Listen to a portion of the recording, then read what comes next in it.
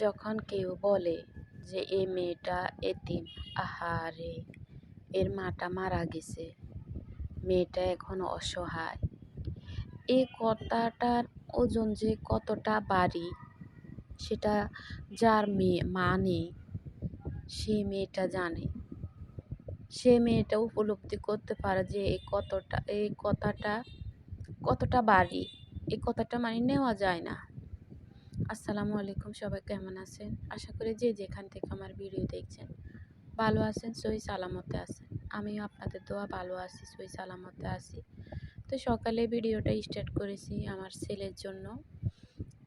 সুজির পায়েস রান্না করছি আর এখানে পাবদা মাছ ভুনা করছি।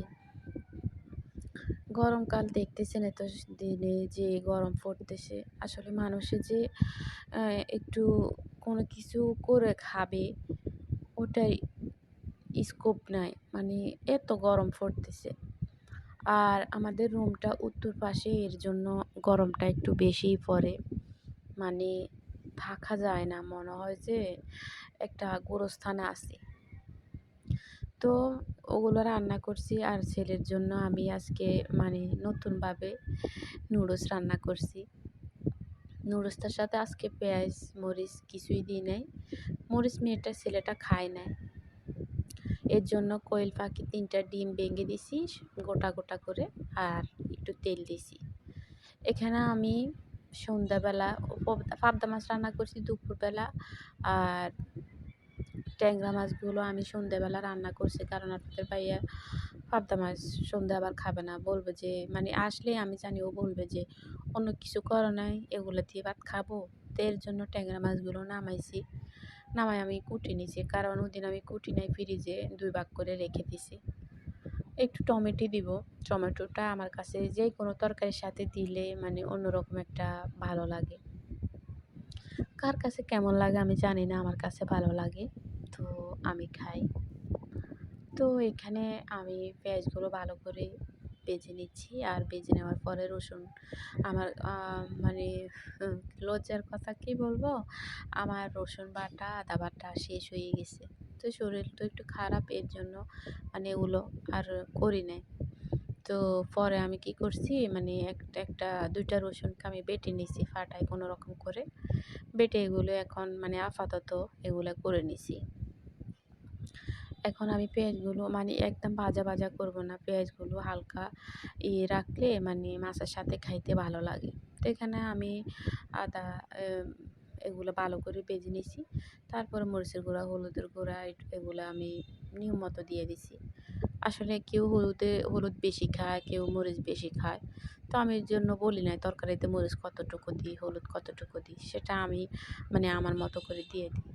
আমি বলবো যে আপনি এতটুকু দিবেন, এতটুকু দিলে মজা হবে। এখন আপনি হয়তো একটু হলুদ বেশি পছন্দ করেন কিংবা মরিচ একটু বেশি পছন্দ করেন, তো আমি কীভাবে বলবো যে এটা খেলে আপনার কাছে ভালো লাগবে? আপনার কাছে ভালো নাই লাগতে পারে, তা আপনি আপনার মতো করে রান্না করবেন। তো দুঃখের কথা বলবো কি, আসলে একটা মেয়েকে যখন বলে না যে আহারে এ মেয়েটার মা নাই, মাটা মারা গেছে, মেয়েটা মানে এতিম হয়ে গেছে, এই কথাটা না আমি নিতে পারি না।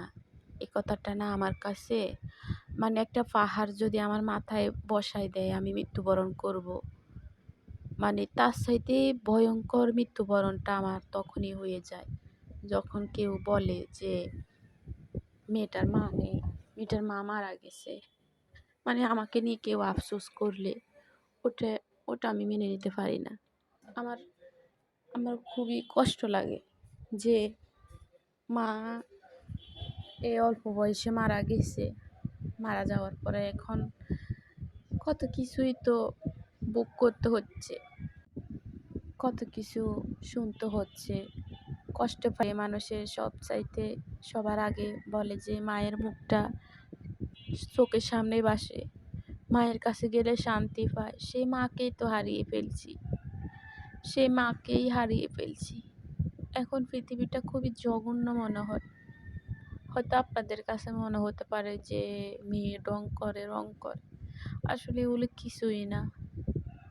মাকে না আসলে মাকে যখন মা ছিল তখন আসলে বুঝতে পারি নাই যে মা না থাকলে কেমন লাগে। এখন মা হারিয়ে ফেলছি, এখন বুঝি যে মা না থাকলে কেমন লাগে। আপনাদের যাদের মা আছে তারা এখনো বুঝবেন না। যখন মা হারিয়ে ফেলবেন তখন বুঝবেন মা কত দামি একটা জিনিস। মাকে হারিয়ে মেয়েরা কত কষ্টতে জীবনযাপন করে, যার কাছে কিছু বলার সঙ্গী থাকে না। এমন একটা অসহায় মেয়েরা মা ছাড়া কাউকে ভালোবাসা কোনো কথাই বলতে পারে না।